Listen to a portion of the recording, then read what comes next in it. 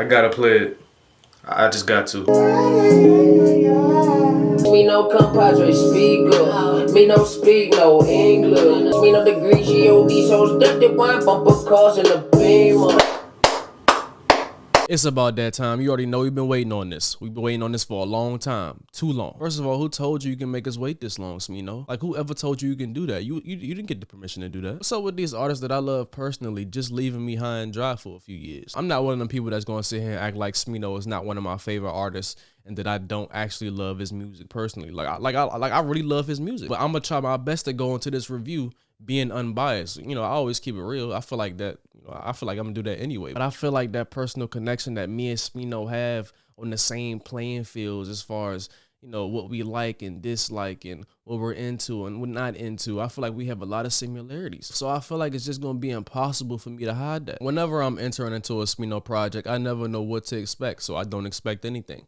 You know, well, I expect the music, of course, but that goes without saying. But anything that has to do with flows or song structure or anything that's creatively building the album throughout, I don't expect anything, because going into a Smino project, he's the most difficult to pre-examine or just even predict because he's so unorthodox. So I'm going into this with a free mind. You know, this is free thinking, not what Kanye's doing. This is. If I sound a little nazy and stuffed up, it's because I am, and I'm getting over a massive cold that I've been going through over the past 3 or 4 days. I actually planned to drop some videos during that time, but, you know, God didn't want that to happen. I don't want any sympathy from y'all, but just know that I'm pushing through this. Smino, Love for Rent, track 1, From the Source. That's a crazy way to spell it, but I'm with you. Fuck. That's from the last day. Okay. On my way. You know, niggas been telling me for we've been 3-4 years, cuz you know, it's all type of shit what I did for you, cuz I pulled up on you, nigga. So it seemed like that intro was just a voicemail coming from Smino's cousin. I don't know the actual context of it yet, of course, because the album just started. I don't even know why I just said that. It didn't need to be said, but I said. But it seemed like his cousin wanted to meet up with him in some source or bring the family together. He's saying that, you know, it's not the same when you're not here. So I don't know. Like I said, I don't know the context of it yet, but I guess we'll find out when the album continues. Track 2, No L's. We don't take those. We knocking at your door.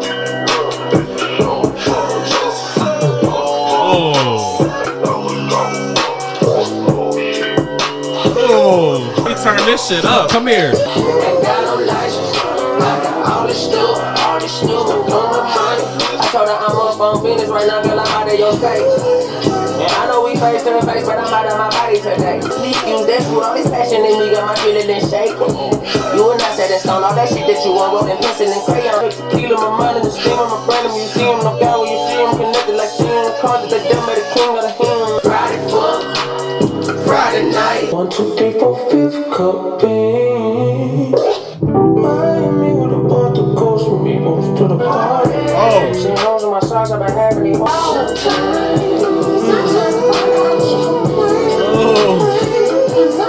First of all, the beat on that joint was amazing. And I'm not just saying that, but that shit was amazing. I can't wait to play that in the car. The beat is what initially caught me, but as soon as he started off his verse by saying, I'm up on Venus, I'm out of your space, he had me. He just understands me. I know I said I wasn't going to predict anything going into this album, but now that I've heard the first song, I think it's going to be a lot of personal information exuded on these records, just because he's been gone for a little bit. And, you know, I feel like his fans want to know where he is in his life, because Smino isn't the person that is on the internet and just talking about his entire life on IG Live. And you know what these niggas do now. He's not one of them niggas. I feel like he's always done a decent job in expressing that through his music. So that's what I'm expecting so far, because that's what we get on this track. He talks about what he's planning to do once he gets everything that he wants. He wants to give. He want to give it away. I don't see why that is. I don't know if I believe him, but we gonna see. Smino gotta be some type of alcoholic. I don't know if it's 3 A's or 2 A's. Is it AA meeting or AA meeting? He's one of them. He has to be, because he mentioned liquor like 3 to 4 times throughout this, and there were different kinds of liquor too. So you know he mixes. Nah, but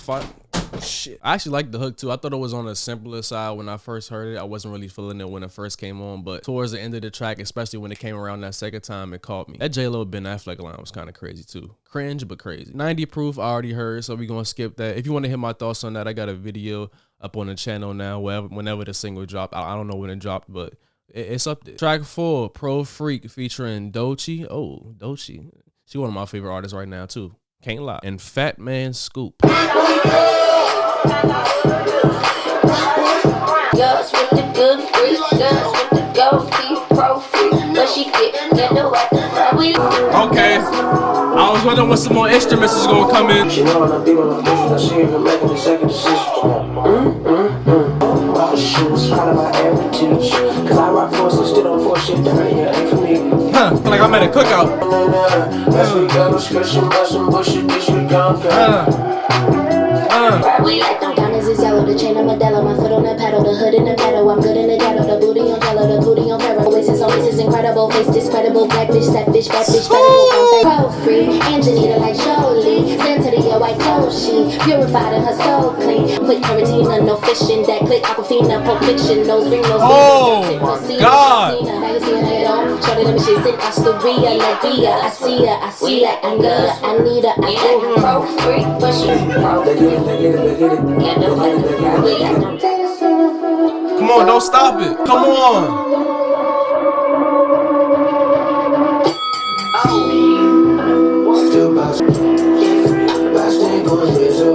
It's just like me, Spider-Man, being Peter Particle. Everything green like Dr. Seuss. You ain't part of shit, you a particle, sir. I like that track too. I like that track a lot, actually. Shit.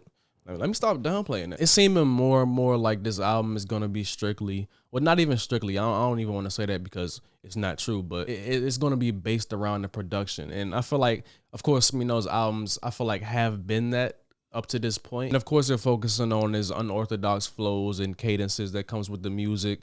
Somewhat of the lyrics, if you can catch them in real time, which is kind of hard to do. Listening to Smino especially on the first listen, you're not going to catch everything. It's good production. You know what I'm saying? It's good production. If it wasn't good production, then I would say I don't think these would be very good songs because you can't really understand Smino that well. The production makes the song great. Like, so I'm not mad at it. I don't know what it is about Doechii, but I just love her. The same reasons I love Tierra Whack are the same reasons I love Doechii. They just have that. She was definitely hands down the highlight of this track. Like, it's not even close. Track 5, Old Ass Kendrick. You better be rapping like Kendrick. Bro, the beats on here, bruh. Stereo inside the car, we getting busy. I was playing some old ass Kendrick. It's wintertime. Me in the city, let the heat blast, turn up the Ari. Cracked it in the cold, Smino. The behind bus, spray the X in the extra. Fucking bass, bro. Oh my God, bro, what is Smino doing? She ain't going in the pockets. I'm stuck on the fact that the last time I actually had a girl, I was so then I got stuck in the game like the second broke and I had to pull it out and blow too far, tell it out. Whole lot of niggas be capping, saving these hoes like they the captain. Dun. See, I just had to make sure he said that. That's what I don't get about certain dudes. Like, not that I'm putting my nose in anybody else's business, but it's just stuff that you see on the street or just see on the internet or just see anywhere that in the passing that you just have to bat your eye at. And it's like, bro, like, why are you lying? Like, if you're tricking and that's really what you want to do, like, that's what you're really passionate about. Like, I have no judgment towards you, but I do have judgment towards niggas that just lie. Like, you don't have to lie to kick it, bro. If you trick, you trick. You know what I'm saying? You don't have to lie. I ain't doing that for her. I ain't doing, but you're doing it. You're doing it behind our backs and theirs. Just stay true to yourself. You know, we all know that these type of dudes are out here and you're one of them. Hey man, I feel like this conversation is with Smino's album title is applicable to be put in. You know what I'm saying? You're renting love at the end of the day. You're renting her love because she really doesn't even love you. She loves the Birkin. But the production on here, I don't want to keep reiterating, but the production on here is crazy. It's crazy. Track 7, Blue Billy. Oh, he spelled blue the same way Jid did on the Forever Story.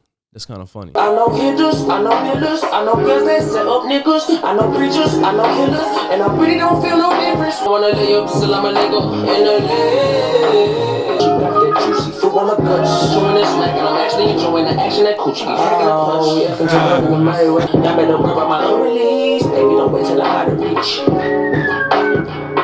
Don't wait. If a TV train, oh she beat.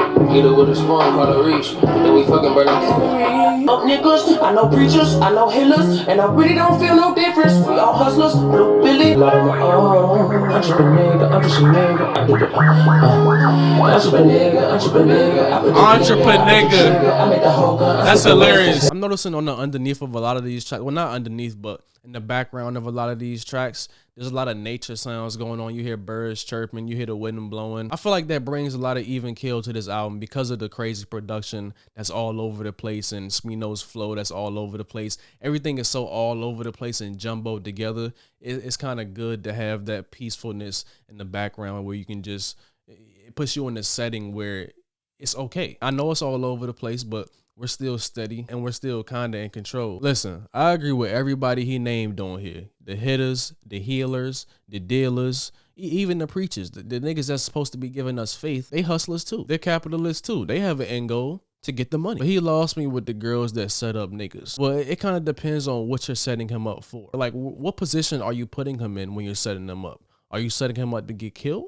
Or are you just setting him up to get robbed? Because, you know, it's a difference in that. You can't be setting niggas up to get killed and call that hustling. Starting to realize why this album is called Love for Rent. It's getting clearer and clearer. Smino is jaded when it comes to even thinking about being in love with a woman or, you know, just women in general and what they want or what they need from a man. We don't know what women really want from us, especially if we're in a position like Smino's. I'm definitely not saying all women are like this because they'll be ignorant of me, but we've all come across a few women where, you know, they want more than they're actually willing to give us. And not even just that, just based on the music that I'm getting from Smino on this album, it just seems like he's not really interested in having somebody close to him in that way. You know, he has trust issues, just like the rest of us. He's literally expressing that on every single song on here, but he's drowning it in humor so it doesn't seem like he's bitter. Another thing I'm noticing on this album is that there's a lot of pauses within the actual music of everything. You know, he'll get done with a verse and then he'll kind of pause it and you don't know if the beat is going to switch or it's going to stay the same. It's kind of spontaneous. I kind of like it in certain aspects, but sometimes I'll be like, damn, like just keep it going because the flow was great right now. Track 8, Matinee, already heard that. That's up on the channel as well if you want to check that out. Track 9, Modennaminute. I used to sweat up loud. I was like Tyler the Creator. You acting different. I'm really tired of the theater. Little pretty piano beats, so I can sing up the balcony. Shakespeare's probably black, so we wrote me wrong as a lease. Treat girls from my past like pastime. I had to learn how to dance. I'm on a pass down. Blacked out, big, coming up past down. Never again. She going off the alcohol. She on alchemy, coming after me. What she said that when she I like this sample right here. This is a sample or is this just somebody talking or singing? if I do her night, right? Top of the morning. I leave it on your mind when I whine and go in a quick, my love. Never should've crossed that line. You say I'm the shit, my love. I just like the feeling. I like the feeling of this song. Heavy on the kickback, nothing outside. Some nostalgia every time I spend. I don't even think I got the gist of how amazing that track was. Well, I feel like I'm kind of overselling it a little bit, but I feel like if you get high, I'm not. I don't know what it is about this nigga Lucky Day, but he just knows how to curate vibes in the most perfect way possible. The same thing I say about Giveon. They just have that voice. They just have that vibe about them that's just unbeatable if you're by the ocean. It's just been so many songs that I've heard on certain albums where, you know, the production just speaks Lucky Day. It just speaks Giveon, and I feel like Smino did a good job in picking Lucky Day for this track because this is one of those records. It just needed Lucky Day on it. And if it didn't, I probably would have said it needed him on it. Only gripe I say I have with this track is that I feel like he stressed the music out a little bit too much towards the end there, you know, leading into that skip, because I like the skip because I relate to it. You know, I relate to it. There's been too many times where I pulled up to a store that doesn't carry backwoods and asked for backwoods. I knew they didn't, but I needed it. Track 10, Defibrillator. Yep, I said it right, yep. Of course I dope sheets, not up in the nosebleeds, all down wall sheets, everybody knows me. But my own Greek proper, boom shaka, lockdown can't stop us, you don't conquer.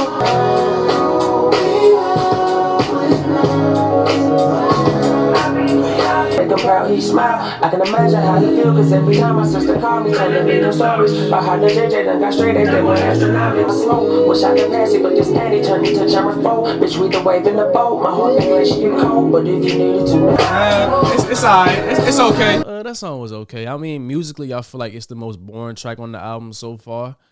Being that the production didn't really move me, it didn't really grab me. I feel like it was just there. And I feel like even the bass guitar that they added towards the end couldn't really even save it, in my opinion. But I feel like the verse he put on here was pretty good. I like his skit towards the end where I think that's his dad calling him, telling him how proud he is of him. That was pretty cool. I fucked with that. But just as far as the musicality of it, didn't really interest me. Track 11, Garden Lady. Hold on, let me text her back real quick. Where we going? It's like we going somewhere. I like these drums. So damn funny, I can just laugh all day. It got me a zazie, 5 to zazies. Few more blazing in the present. Smoke my resin in my breast.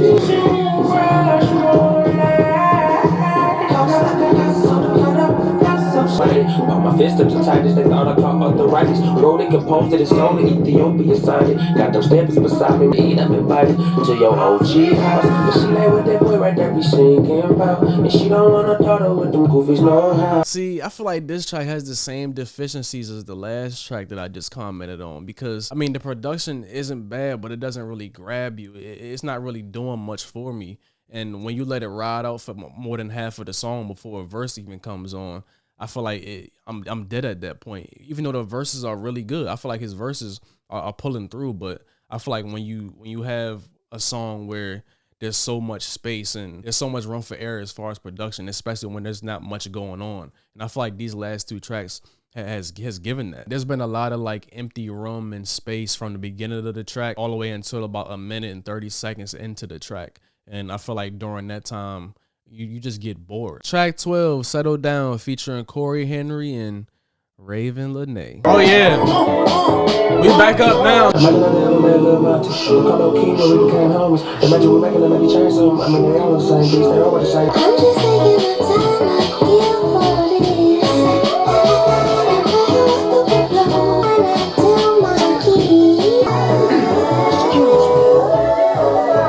Oh my God. We better be getting more from Raven. We better be getting more. See, this is what I'm talking about. I've been really trying to find the time. Like I lost my watch. Protect me, Lord, oh God. Protect me.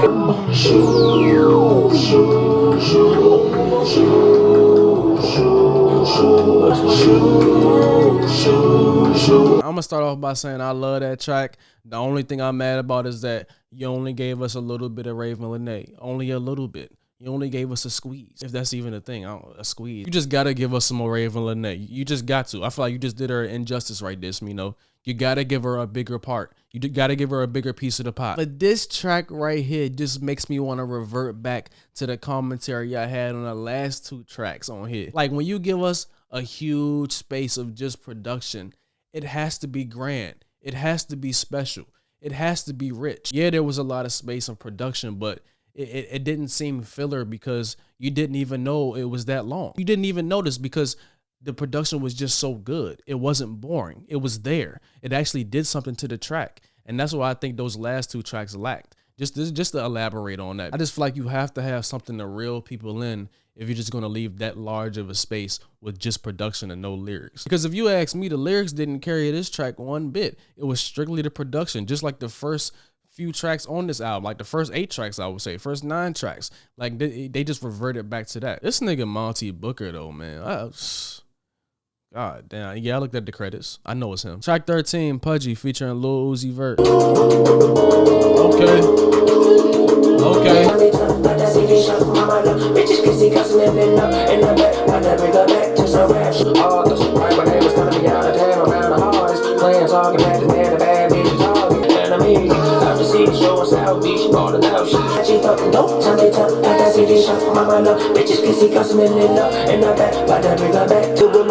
Into the devil's six. I got 8 different baby mamas in 7 states. I don't care what you do in the daytime and night better late. I put diamonds in my AP and it made me feel so late. And I got my mama a new home and made me feel so very low. I put this child to death, you can jam like Vendetta.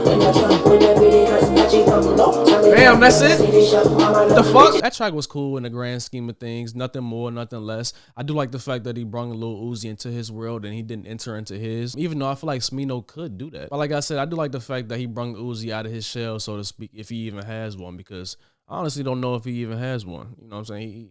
He's genreless. I don't know though. I'm kind of on the fence because it's definitely downloadable.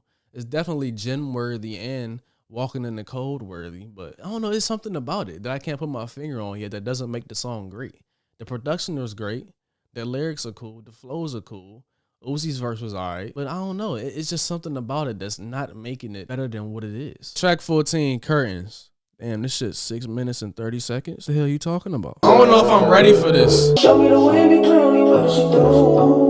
We only scratching the surface, I'm positive. Don't need no intelligence. Let the weed ain't smoke down this ride. This shit wrong, catching this content for this high. I can go ride it by me, I just chuck it, let the numb chuck it, dumb folks lucky. I bought the big old body with the pretty, was riding with the one from when it was ugly. Show we do not run no pop thumbs, nigga trying and we know it. Say the shit in my voice, I don't want us speaking true. On my head, but never it way. Okay, fuck out your feelings and get you some bread. Going through hell, me hitting my head. Bon appetit with my partners, the people come greet me, my eyes on Kanichiwa. Try won't go and we keep tiki, brown for any of the tweaky one.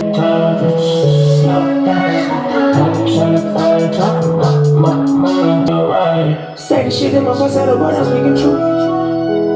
Okay, I was waiting for a change. Show me the way, be clearly what she do.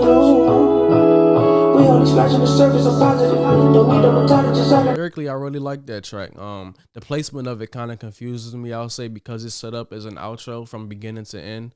I like how he's doing self-reflection and reflection on his career. I think that's pretty much the same thing, but you know, I feel like he divides it very well. I feel like in the entirety of this track, he's talking about how he's made it to this point by changing himself as a man, as an overall artist. And like I said, I feel like he divides it up really well and separating the two, because they are two totally separate things. But I feel like when you are an artist and you've made it to this level, they try to combine the two. As far as the song and the production and the musicality of it all, I would say I wasn't really a big fan of it. Him being so intimate in his thoughts made the song that much more enjoyable for me. And because of that, it's going to be a downloadable track for me. Track 15, Lee and Lovey featuring Reggie. This nigga's name is Reggie. Oh, I'm sick. Wait, hold on. Is that his cousin? Oh, I know you girl. Baby, I'm undivided.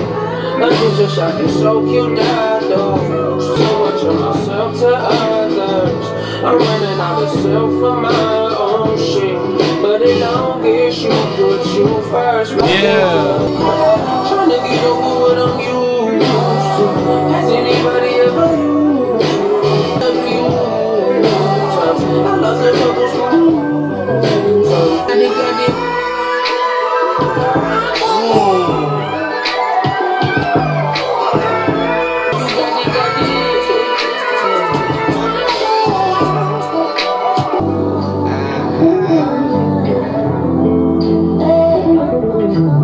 I completely take back what I said about the last track and that needing to be the outro, because I feel like this song right here just sums up the album perfectly, because it completely tells us what the album title means to Smino and what it means to the entirety of this track list. I feel like this last track just lets us know why Smino feels the way he does about love and why he's so guarded when it comes to giving his heart to people in general, not just women, just in general. He says on this track, has anybody ever used you? Has anybody ever beat your heart black and blue? What you know about that? So in this song, he's basically just relaying to us why he feels the way he feels about the idea of relationships and why he's so guarded when it comes to, you know, being in love with somebody or just loving somebody in general, loving especially new people. And I feel like that's why I enjoy Smino's music a lot of the time, man. I think I said this before the reaction started, but I mean, I feel like we have a lot in common. I feel like we've been through some of the same things. And, you know, this track right here just basically just confirms that for me. I look at the idea of love totally different because of what I've been through in my past. It doesn't have to necessarily do with anything as far as heartbreak, but just being hurt in general. And I feel like regarding the track list on this album, he kind of goes through different stages of trying to let his audience know why he feels the way he feels about certain things. And, you know, basically why he named his album Love for Rent. And he tries to hide it through humor. He tries to hide it through just being him, just being a loving, caring, charismatic person. But, you know, underneath all that, he's also trying to let us know that he's been hurt along the way. And I'm going to say this, he does a good job at disguising that hurt, just like me. And I feel like that's another thing we relate on, because I feel like throughout this album, he does a good job of pushing the narrative another way, but still trying to reel you in on certain parts of this narrative that he's pushing on this last track. As far as this album as a whole though, I really like this project. I really like the production on this project. Let me start there. I feel like Monty Booker and friends did they thing on this project, and that's probably been disrespectful to the other producers on here, but I only looked at the credits for one song and it said Monty Booker, which I expected. So if Monty Booker didn't have a lot to do with this project, then I take that back. But just listening to the music of it all, it seems like he did. As far as content wise, I mean, I feel like Smino did a good job encapsulating what this album is specifically supposed to be about, and especially regarding the title. And I feel like he did a good job in evading that narrative as well, pushing that to the side and, you know, letting the music speak for itself. I feel like he went deep into his intimate bag, but didn't go too deep, because it wasn't really needed being the point that he was trying to get across. And I feel like his main point throughout this album was, I'm fucked up. Like, my heart is fucked up. My mind is fucked up from what I've gone through in the past. Y'all women did this to me. Not even just women, but just people in general. But he led with the love for rent. I seen the trailer leading up to this. I seen all the brides running out the house. I seen all that shit. So you can't fool me. I know what it is. You've been heartbroken before. It's okay. I haven't. And I'm going to stand on that because I haven't. And I'm sitting into the camera and saying that. And nobody's going to be able to refute that. Nobody's going to come out and say they broke my heart. Nobody. But on a serious note, I feel like that's what the entirety of this album was specifically about. And of course, he had some Lucy's on here, like the joint with Uzi, the joint with J. Cole. It didn't really have anything to do with the overall narrative that he was trying to push on this project, but they were just good songs that I feel like he wanted to add on here with features that he felt like everybody wanted to hear. There was a point in this track list where I got a little bored, and that's with Defibrillator, I think that's what it's called, and Garden Lady. Those two tracks I feel like was so boring. I don't know what he was doing there, but it was just so much dead space in those two tracks that it just seemed like he could have just left them off. Like, they weren't even like Lucy's or fillers. They would just like get rid of them. I like the fact that he went semi-heavy on the features, and I say semi because they were there. He had a good amount of features on this project, some heavy hitters too, but it didn't overshadow his performance because they were kind of in and out. Besides like the Uzi or even Uzi was in and out, but the J. Cole joint, he did a good amount of rapping on there. But other than that, everybody else was pretty much in and out. Dolce did her thing on that record. But yeah, overall, solid project. You know, I hate to compare. Well, actually, I do love to compare, but I hate to compare at the same time. But this isn't Black Swan. It's not Black Swan. And like, I'm not saying that to say that it had to be that. I feel like Smino has made the better music than this, and it always irritates me when artists, I don't want to say stick to their guns or stick to what works, because everybody has to grow.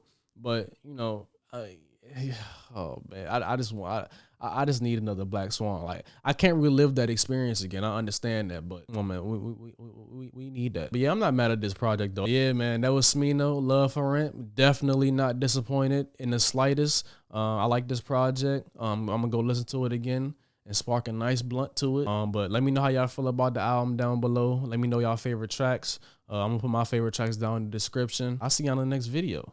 I feel like I should say something else, but I don't know. I'm forgetting it right now. I don't know. But I love y'all. Appreciate y'all. I'll see y'all in the next one, man. I'm gone.